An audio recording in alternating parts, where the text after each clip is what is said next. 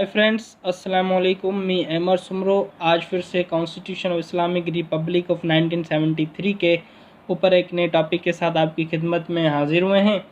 आज जो है लेक्चर सीरीज नंबर 20 है कॉन्स्टिट्यूशन के ऊपर, जिसमें डिस्कस करेंगे आर्टिकल नंबर 47 को। तो आर्टिकल नंबर 14 डिफाइन करता है रिमूवल और इम्पीचमेंट ऑफ प्रेसिडेंट की इम्पीचमेंट कैसे होगी, कौन कौन से ग्राउंड के ऊपर प्रेसिडेंट को रिमूव किया जा सकता है, उसका प्रोसेस क्या है, वो आर्टिकल नंबर 47 डिफाइन कर रहा है।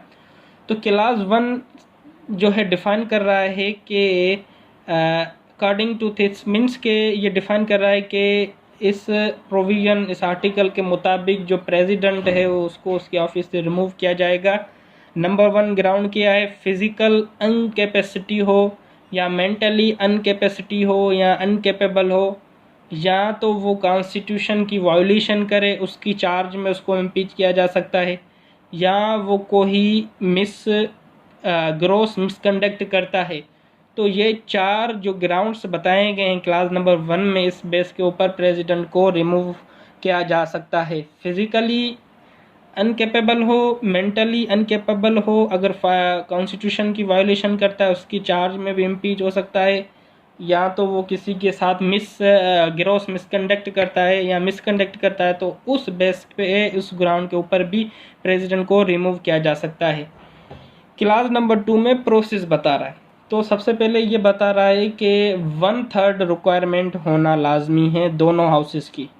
ठीक है, तो सबसे पहले जो रिजोल्यूशन है वो स्पीकर हैं, जो नेशनल असेंबली के मेंबर्स हैं, उनके बीच में डिस्कस होगी। मींस के जो रेजोल्यूशन है पहले स्पीकर जो नेशनल असेंबली है वो डिस्कस करेगा, उसके पास जो है स्पीकर उसको अप्रूव करके फिर भेजेगा। जो रिमूवल का रेजोल्यूशन है उसको भेजेगा सेनेट के चेयरमैन के पास। तो सेनेट में जो सेनेट के मेंबर होंगे उसके बीच में डिस्कशन होगी। अगर सेनेट के मेंबर्स को अप्रूव करते हैं तो सेनेट के जो है ना उस रेजोल्यूशन को अप्रूव करते हैं, तो प्रेसिडेंट को जो है इम्पीच किया जाएगा। तो प्रोसेस ये है कि फिर से जो चेयरमैन है वो स्पीकर की तरफ जो है भेजेगा, जो नोटिफिकेशन है या जो रिजोल्यूशन है वो भेजेगा। उसके बाद जो है वो प्रेसिडेंट को इम्पीच करेंगे। क्लास 3, 4, 5 में भी ज़्यादा फर्दर प्रोसेस बताया गया है, तो मैं आपको साथ साथ बताता चलता हूँ। क्लास नंबर 3 में ये बात कर रहा है कि जो क्लास नंबर 2 में बताया गया नोटिफिकेशन के बारे में, जो चेयरमैन रिसीव करेगा, चेयरमैन जो सेनेट का उसमें डिस्कस होगी, उसके बाद जो है चेयरमैन फिर से ट्रांसफ़र करेगा स्पीकर को। ये बात कर रहा है क्लास नंबर 3।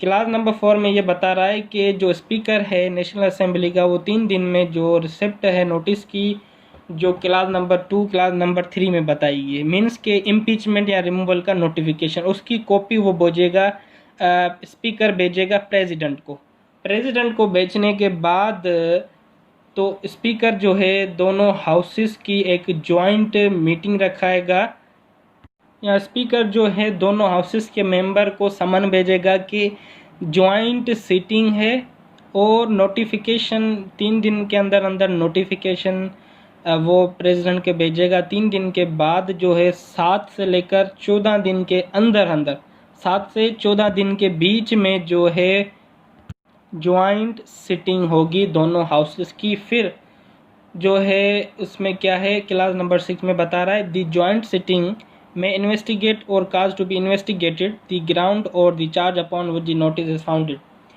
तो क्लास नंबर 6 के मुताबिक जब नोटिस रिसीव हो गया उसके 7 से 14 दिन के अंदर अंदर एक जॉइंट सिटिंग होगी। जॉइंट सिटिंग में जो है वो इन्वेस्टिगेट करेगी कि जो नोटिस में चीज़ें बताई गई हैं वो उसके ऊपर इन्वेस्टिगेशन करेगी कि इस ग्राउंड्स के ऊपर जो है ये जो एलिगेशंस लगाए गए हैं प्रेसिडेंट को वो राइट हैं या नहीं है, फॉल्स हैं, तो इन्वेस्टिगेशन करेगी। और इसमें प्रेसिडेंट को भी मौका दिया जाएगा कि वो अपना मौक़िफ़ बयान करे, अपनी स्टेटमेंट दे।